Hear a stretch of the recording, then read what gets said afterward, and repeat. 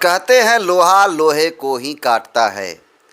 और इस लोहा लोहे की काटने वाली बात को, इस कहावत को सिद्ध किए हैं सुप्रीम कोर्ट के नए चीफ जस्टिस ऑफ इंडिया यानी CJI BR गवई, जिनका पूरा नाम आपको बता दूं कि भूषण रामकृष्ण गवई है। और भूषण रामकृष्ण गवई 14 मई को जब से शपथ लिए हैं और CJI बने हैं, तब से दो ऐसे सवाल उठाए जा रहे हैं BR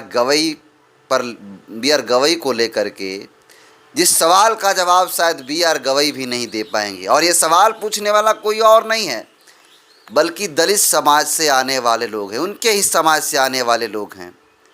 वो सवाल दो क्या है बताऊंगा, लेकिन उससे पहले अपना परिचय दे देता हूँ। नमस्कार, मेरा नाम हरेंद्र बसंत है और आप देखना शुरू कर चुके हैं धम्मा भारत टीवी। आज खबरें के विभिन्न आर्टिकल्स में BR गवई की चर्चाएं हो रही हैं। तमाम सोशल मीडिया प्लेटफॉर्म पे BR गवई को बधाइयाँ मिल रही है, खासकर दलित SC ST OBC समाज के तरफ से।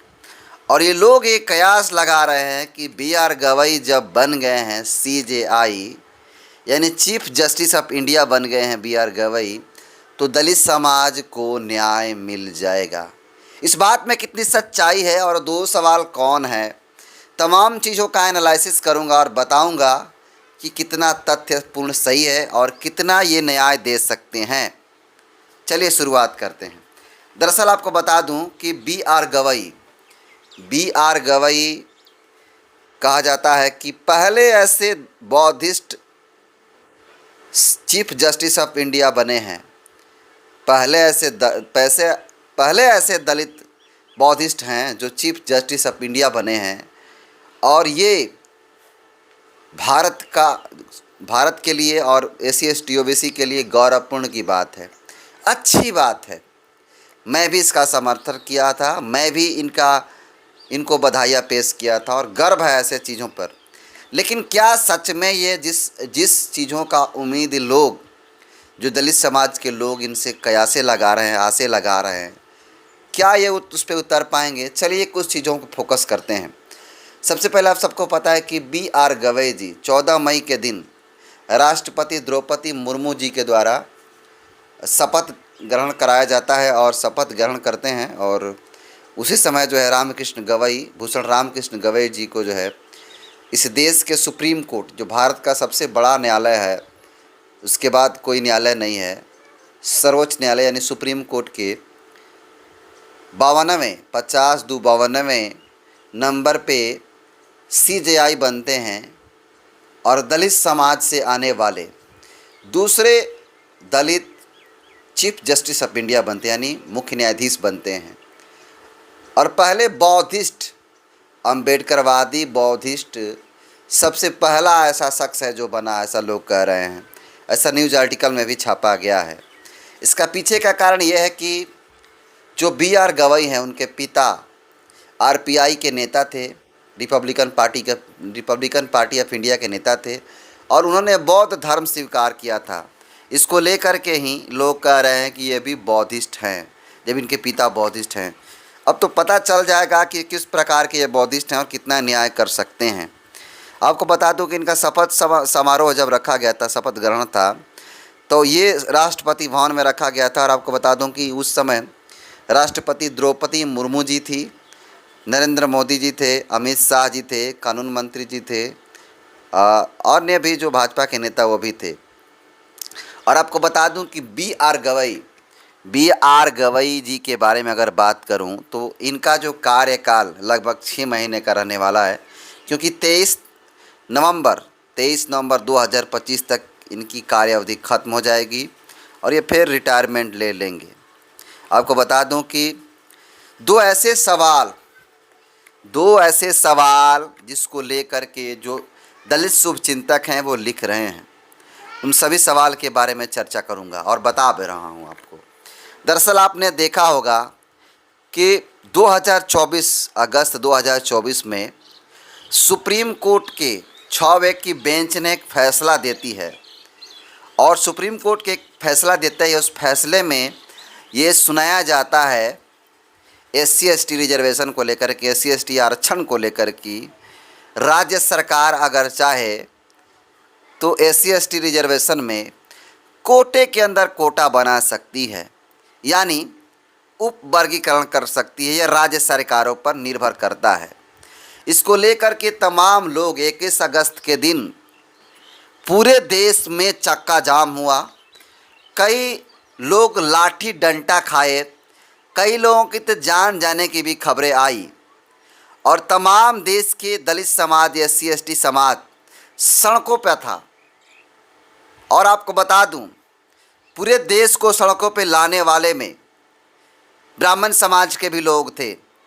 यानी आपको बता दूं कि जब यह निर्णय दिया गया था, निर्णय सुनाया गया था सुप्रीम कोर्ट के द्वारा और कहा गया था, स्टेटमेंट दिया गया था कि उप वर्गीकरण कर सकती हैं सरकारें, तब 6-1 की बेंच ने यह फैसला सुनाया था।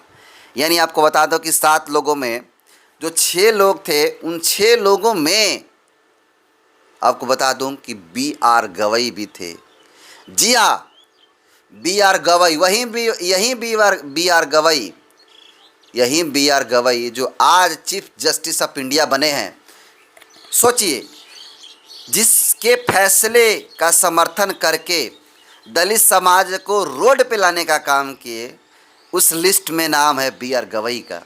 तो सोचिए कि BR गवई का दलित समाज के प्रति नज़रिया कैसा है। पहला सवाल ये उठ रहा है। सोचिए कि उस दौरान, जब 2024 के दौरान, जब ये चीफ जस्टिस ऑफ इंडिया के द्वारा और उनके बेंच के सुप्रीम कोर्ट के द्वारा ये फैसला सुनाया गया कि आप सरकारें उप वर्गीकरण कर सकती है, उस समय उस चीज़ का समर्थन देने वाले दलित समाज के BR गवई जी का समर्थन था और 6 के बेंच में उनका भी नाम लिस्ट में था। और आपको बता दूं कि उस समय काफ़ी जो है लोग आक्रोशित थे और इसका विरोध भी कर रहे थे। और आपको बता दूं कि BR गवई कहा जाता है कि दलित समाज से आते हैं और उसी दलित समाज के आरक्षण पर जो है वर्गीकरण का समर्थन कर देते हैं। सोचिए कि किस प्रकार के दलित हैं। ये महाराष्ट्र से आते हैं और इनके पिता जो है RPI के नेता थे, बताया जा रहा है, और इन्होंने काफ़ी संघर्ष करके आगे बढ़े हैं। तो सोचिए, क्या ये ज़मीन पे जाते हैं? क्या दलित बस्तियों में कभी मिलने के लिए गए हैं कि किस प्रकार से लोग जीते हैं? अगर किसी व्यक्ति के घर में किसी एक व्यक्ति का जॉब हो जाता है, मान लीजिए IPS ही बन जाता है या फिर पुलिस कांस्टेबल ही बन जाता है, उसके बच्चों को रिजर्वेशन नहीं मिलेगा। आप कल्पना करिए कि कितना बेकार बात है। और इस बात का समर्थन, इस फैसले का समर्थन BR गवई ने किया था। और हाल ही में दूसरा सवाल आपको बता दूं कि हाल ही में लोग इनका विरोध करके कुछ पोस्ट को शेयर कर रहे हैं। आपको भी दिखाने के भी कोशिश करूंगा। हालांकि इस पोस्ट का जो है मैं पुष्टि नहीं कर रहा हूं, लेकिन एक दैनिक भास्कर का पेपर कटिंग दिखाया जा रहा है और इसको लेकर के देखिए लगा भी दूंगा। यही वो फैसला है, दैनिक भास्कर का पेपर कटिंग है, दिखाया गया है और इसमें लिखा गया है और ये स्टेटमेंट कहा जा रहा है कि चीफ जस्टिस ऑफ इंडिया यानी BR गवई का पूर्व में दिया हुआ है। शायद इसका मैं पुष्टि नहीं कर पा रहा हूँ, शायद बाद का है या फिर पहले का हो सकता है, लेकिन इनकी ये मानसिकता समझ में आती है। देखिए क्या लिखे हैं इन्होंने। हेडलाइन दिया गया है कि संपन्न लोगों को रिजर्वेशन से बाहर करने का फैसला संसद करे। हेडलाइन है। अंदर ये शख्स क्या कहते हैं, BR गवई कहते हैं कि एक शख्स जब IAS IPS बन जाता है तो उसके बच्चे गांव में रहने वाले उनके समुदाय की तरह असुविधाओं का सामना नहीं करते हैं, फिर भी उसके परिवार की पीढ़ियों तक आरक्षण का लाभ मिलता रहेगा। अब ये संसद को तय करना है कि संपन्न लोगों को आरक्षण से बाहर करना चाहिए या नहीं। Justice BR Gavai, supreme court जज। ये स्टेटमेंट इनके द्वारा किया गया। सोचिए, इनका कहना है कि जब कोई IPS IAS बन जाता है तो उनके बच्चे जो है सामना नहीं करते हैं दुखों का। ये इनका बात से मैं भी समर्थन कर सकता हूँ, जो बात छोटा मोटा बात बोले हैं। लेकिन अब कल्पना करिए कि SC ST समाज में कितने %, ये तो IAS IPS की बात कर दी, लेकिन सोचिए अगर कोई पुलिस कांस्टेबल बनता है या फिर दूसरे सरकारी नौकरी में करता है तो क्या उसका परिवारों का जो जो एक में सब लोग रहता है उसका भरण पोषण हो पाता है? जवाब है नहीं। तो दो ऐसे सवाल chief justice of India B R Gavai पे उठाए जा रहे हैं और कहा जा रहा है कि ये सिर्फ नाम मात्र हैं। और नाम मात्र इसलिए भी कहा जा रहा है कि जैसे द्रौपदी मुर्मू राष्ट्रपति हैं भारतीय जनता पार्टी में, उसी प्रकार एक मुखौटा बनाया गया है चीफ जस्टिस ऑफ इंडिया का। और ये देखने वाला बात ये है, और सवाल बहुत सारे उठ रहे हैं। एक और सवाल अब ले लेते हैं। इनको कहा जा रहा है कि बौद्धिस्ट हैं, इनको कहा जा रहा है कि बौद्धिस्ट हैं, बुद्ध धर्म को मानते हैं। तो आप ज़रा कल्पना करिए कि बिहार के बोध गया में बौद्ध विहार से ब्राह्मणीकरण जो कर दिया गया, मंदिर बना दिया गया बौद्ध विहार में, वहाँ से बौद्धों को जो गैर बौद्ध हैं, जो हिंदू हैं, कट्टर हिंदू हैं, ब्राह्मण हैं, उनको भगाने के लिए तमाम जो आंदोलनकारी हैं, यानी जो बुद्ध धर्म को मानने वाले लोग हैं, बौद्ध धर्म को मानने वाले भंते लोग हैं, भिक्खु लोग हैं, वो आज 3-4 महीना से लगातार जो है बोध गया में आंदोलन कर रहे हैं शांतिपूर्वक। एक ट्वीट तक नहीं आता है बी आर गवई जी का। तो फिर किस बात का ये बौद्धिस्ट हैं? बाप के बौद्धिस्ट हो जाने से बेटा बौद्धिस्ट होगा, इसको कहना मुश्किल होगा। हाँ, बौद्धिस्ट नाम लिख सकते हैं आप, लेकिन विचारों में जब बौद्धिस्टता नहीं है, बुद्ध नहीं है, तो फिर नाम मात्र बौद्ध हो जाने से नहीं हो जाता है। तमाम लोग बधाइयाँ पेश कर रहे हैं, लेकिन ये जो सवाल है इस पर क्यों नहीं बोल पा रहे हैं बी आर गवई? आपको बता दूं कि एनसीआरबी का डाटा अगर उठाया जाए, national crime record bureau NCRB का डाटा अगर दिखाया जाए, तो दलितों पर शोषण, जुल्म, अत्याचार, रेप, बलात्कार, मर्डर होते हैं, उनमें दलितों पर हर राज्यों में कहीं ना कहीं ज़्यादा अत्याचार हो रहे हैं। तो क्या बी आर गवई इन पे बोल पाएंगे या फिर बोल रहे हैं? कभी बोला है? नहीं बोला है। आपको बता दूं कि जेलों में अगर सबसे ज़्यादा कोई बंद है तो वो SC ST OBC समाज के बंद है। इसका कारण है कलेजियम सिस्टम, गलत जजों का निर्णय। क्या इसके खिलाफ कभी बी आर गवई ने बोला है? नहीं। जवाब है नहीं। जी हाँ, आपने देखा कि पिछले कई साल पहले जो है, जब द्रौपदी मुर्मू जी राष्ट्रपति पद को संभाली थी, उस समय उन्होंने कहा था कि सबसे ज़्यादा जेलों में कौन लोग हैं जो बंद हैं। उस समय तमाम चंद्रचूड़ भी थे उस समय चीफ जस्टिस ऑफ इंडिया, लेकिन किसी ने इस पर कोई टिप्पणी नहीं की।